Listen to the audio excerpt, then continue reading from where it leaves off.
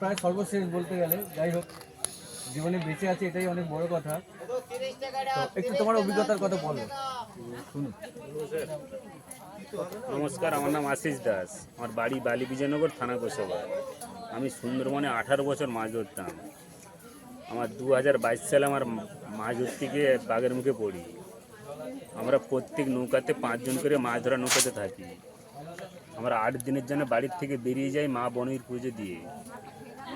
7 দিনের দিন সন্ধ্যের সময় আকাশে বিশাল একটা মেঘ হয়।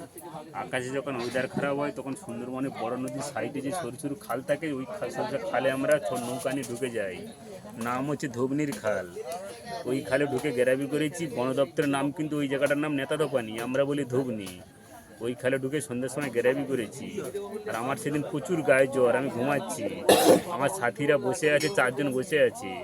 ওরা কিছুক্ষণ পরে খুব জোরে চিৎকার চেঁচামেচি করে, তখন আমার ঘুম ভেঙে যায়। যখন ঘুম ভেঙে যায়, বাঘের নিচে যে আমি শুয়ে আছি আমি জানি না। তখন আমি মুখ থেকে কাঁথা সরিয়েছি, দেখি না বাঘ দেনেছে, বাঘের নিচে আমি শুয়ে আছি।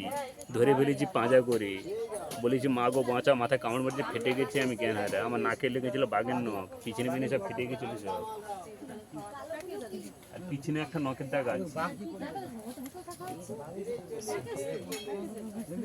এটা আপনার কত বছর আগে হয়েছে? 2022 সালে স্যার। 2022 সালে। হ্যাঁ, আমার এখানে সার্জারি করে কৃত্রিম কাল দিয়ে আমার ঠাইতে আমার লাগানো। তাহলে আপনারই ব্যাপারটা নিউজে দেখেছিলাম আমরা। আমার এখন একটা সার্জারি বেগে স্যার, এই জায়গাটা এখন কাল নেই, মানে মাথা কামড় মেরে চলেছে। আর আমি তো 8 মাস পুরো জ্ঞান হারা ছিলাম। 8 মাস আমি কিছু জানি না, আমি জানি আমাকে বাঘ নিয়ে চলে গেছে। এবারে তারপরে শুনলাম 8 বছর আমাদের কিছু একটুজন কথা বলতে পারছি, যে আমার শুনলাম যে আমি যেন আমাকে নিয়ে চলে গেছে। আমার সাথে আমার সঙ্গীরা যারা ছিল, ওরা লাঠি দিয়ে মারধর করে বাঘকে নৌকার থেকে নামিয়েছে। নামানোর পর আমাদের বালি বিজয়নগরে আমার বাড়ি, এখানে ফোন করেছে জঙ্গল থেকে।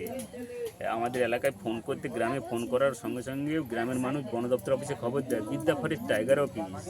খবর দিতে বন দপ্তরের স্পিড বোটে করে আমাকে নাকি ওখান থেকে তুলে নিয়ে এসে গোসাবা হাসপাতাল, গোসাবা থেকে শিয়ালদা চিত্তরঞ্জন থেকে আমার 21 দিনের পর বার করে আমার অপারেশন হয়েছে Kolkata dhaba bypass, Atindra medical nursing home, doctor N K Poddar. আমার বাবার যা জমি জায়গা ছিল সব শেষ হয়ে গেছে। আরও কিছুদিন পরে স্যার শুনলাম ওই বাঘের নামকরণ করা আছে বন দপ্তরের, নান্টু বাঘ, ছেলে বাঘ। 200 একটা মানুষ খেয়েছে। 200 একটা মানুষ খেয়েছে? হ্যাঁ, ওই বাঘ নান্টু বাঘ বয়স হয়ে গেছে, ম্যানেজার হয়ে গেছে। এখান থেকে কতটা ডিস্টেন্স হয়েছিল আপনাদের? আপনার স্যার দোবাঙ্কি গিয়েছিলেন, স্টুপট আরও নিচে নেতাদোপানি, ওটাও স্টুপট। নেতাদোপানি গেলে আশা করি সবাইকে মানে আপনারা গেছিলেন যে ওইখানে স্টে করেছিলেন রাত্রে? হ্যাঁ স্যার, ওইদার থেকে খালে ঢুকে গেছিলাম। বড় গাঙে ছিলাম গ্রাইভ করি, যখন ওয়েদার আমরা সব জেলে পাটি আমরা স্যার এরকম করি। যখন ওয়েদার খারাপ হয় আমরা সরু সরু খালে ঢুকে যাই, খাঁড়িতে ঢুকে যাই। যে ওইখানে স্টে করেছিলেন, ঘুমিয়েছিলেন রাত্রে আর কি? আমার গায়ে জ্বর ছিল, ঘুমাচ্ছিলাম, আমার সঙ্গীরা বসেছিল, যারা ছিল আর 4 জন বসেছিল। মানে যখন অ্যাটাকটা হয়, যখন বাঘটা চলে আসে, ওরা তখন ছিল? ওরা এবার স্যার, আমি তো সেই মুহূর্তে জানি না ওরা কোথা থেকে চিৎকার করছে। আমি মুখ থেকে কাঁথানো, যখন চিৎকার করছে মুখ থেকে কাঁথা সরিয়ে দেখি না বাঘ দাঁড়িয়ে, বাঘ নিয়ে শুয়ে আছি। ধরে ফেলেছি পাঁজা করে, কামড় মেরেতে কেটে গেছে, আমি জ্ঞান হারা। 8 মাস পরে শুনলাম যে আমার ওই সঙ্গীরা যারা ছিল, ওরা বাঘ দেখে পাশে একটা নাকি জেলে নৌকা ছিল, লাভ মেরে জহজে করে চলে যায়। আমাকে ডাকার টাইম পায়নি ওরা।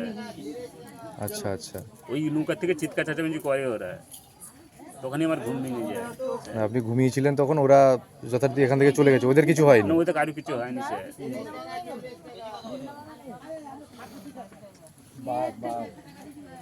সিনটা কতক্ষণ হয়েছিল আপনার সঙ্গে? আপনি যখন দেখলেন উঠে, সাপোজ খাতাটা খুলে দিয়েছেন, এবার দেখলেন উপরে বাঘ, তখন কি রকম ফিল হচ্ছিল? স্যার আমি তো স্যার ওকে দেখার সঙ্গে সঙ্গে মাগ বলেছি, মা গো বাঁচাও বলে ধরে ফেলেছি পাঁজা করে। আমার সঙ্গীরা বলছে আমি নাকি 2-5 মিনিট ওকে কুস্তাকুস্তি করেছি। মানে মুখটা তার আপনার মুখের উপর, মাথার উপর, আর আপনি তার গলায় ধরে নিয়েছেন? গলায় ধরে ফেলেছি। মানে বাঘের সঙ্গে লড়াই বলতে মাথায় ওখানে কি হাত দিয়ে করেছিল না পা দিয়ে? মাথা দিয়ে কামড় মেরে চলে স্যার, কামড় মেরে দিয়েছিল? হ্যাঁ।